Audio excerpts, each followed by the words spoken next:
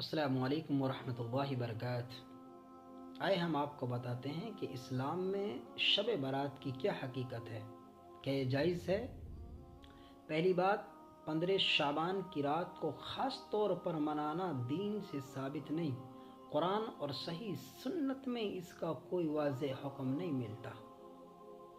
دوسری بات، اس رات کو جشن یا خاص عبادت کے لیے مقرر کرنا بدعت ہے، کیونکہ نہ نبی نے ایسا کیا اور نہ صحابہ کرام نے ایسا کیا ہے۔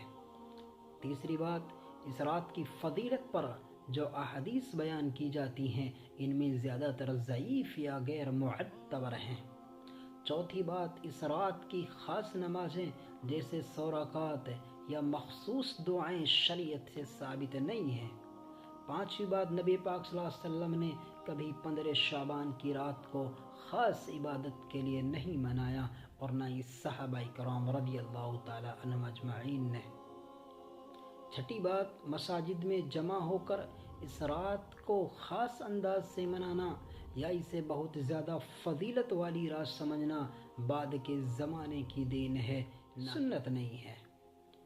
ساتویں بات، صرف اس وجہ سے کہ 15 شعبان ہے اس دن کا روزہ رکھنا درست نہیں ہے، کیونکہ اس کی کوئی دلیل نہیں۔ ہاں، اس مہینے میں یعنی شعبان کے مہینے میں اللہ کے نبی مسلسل روزہ رکھا کرتے تھے۔ آدمی مسلسل روزہ رکھ سکتا ہے، یا پھر جو شخص جمعرات کا اور پیر کا روزہ رکھتا ہو وہ رکھ سکتا ہے۔ ہاں، اپنی پریکٹس کے لیے، جیسے اگلا مہینہ رمضان کا ہے، عادت بنانے کے لیے روزہ رکھ سکتا ہے، لیکن خاص اس دن کا روزہ رکھنا عبادت سمجھ کر یہ جائز نہیں ہے۔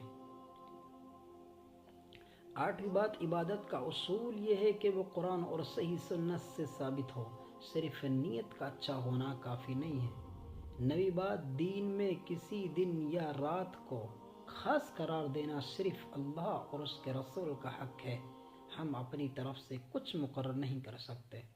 10ویں بات، 15 شعبان کی رات کو خاص عبادت کے لیے مقرر کرنا سنت سے ثابت نہیں، اس لیے ہمیں ایسے رسومات سے بچنا چاہیے اور دین کو سادگی کے ساتھ سنت کے مطابق رکھنا چاہیے۔